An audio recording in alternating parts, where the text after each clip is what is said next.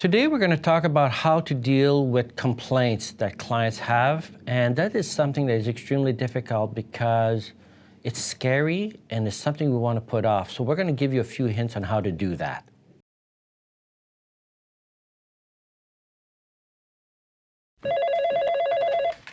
Hello? Oh, yeah, I know why he's calling. He sent me an email already about how unhappy he was about this file that we had done. Take a message and I'll call him back momentarily. Yeah, I don't want to deal with that right now. Now, how often have any of you ever done that, where you get this call and you know why they're calling and you're thinking, oh my God, I just don't want to talk to them right now. So what you do is you find any excuse to put it off until later. And I'm telling you, that is probably the absolute worst thing you can do.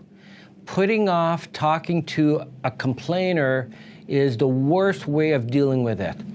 Now, one thing that I've learned that made all the difference in how I treated complaints is when I realized that complaints is synonymous to opportunity.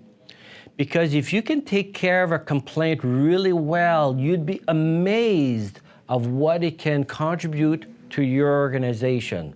So there's a couple of rules here. One is don't be afraid of them.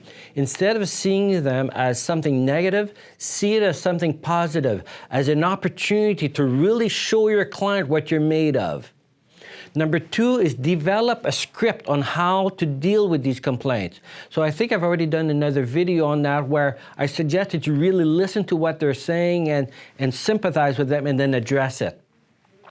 But again, the more quickly you deal with it, the better. So when you get a call and you know the person at the other end is unhappy, do not postpone taking that call. Take it right away, learn to breathe, remember to breathe, and then deal with it slowly. And don't be afraid of saying, just give me a few minutes to think about it. I will call you back in 5 minutes, and make sure you call them back in 5 minutes. So one of the best stories that I have to really demonstrate the importance of dealing with complaints properly is I had a client where we had filed their tax return late. And actually it was partially in a good reason their fault that we had filed it late.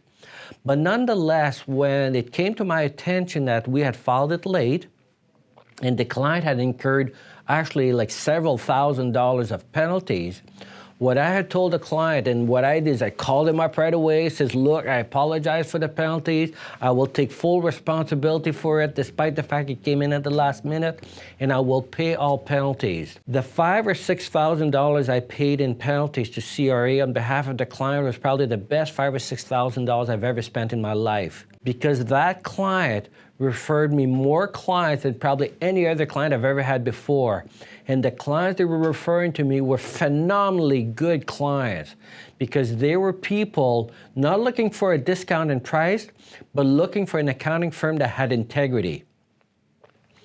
So one of the advantages of taking care of your clients who are complaining really, really well, especially if their complaints are legitimate, is that you will demonstrate to them the heart that you have, how much you care for them, and will demonstrate the integrity that you have. Because at the end of the day, you may think that clients are hiring you because of your intelligence and all of that. It's not that. They're hiring you probably more than anything else because of your ability to show them that you care. And something that David Cuddle, I remember him saying, is that people don't care how much you know until they know how much you care. And I think that is something that should be posted in every office.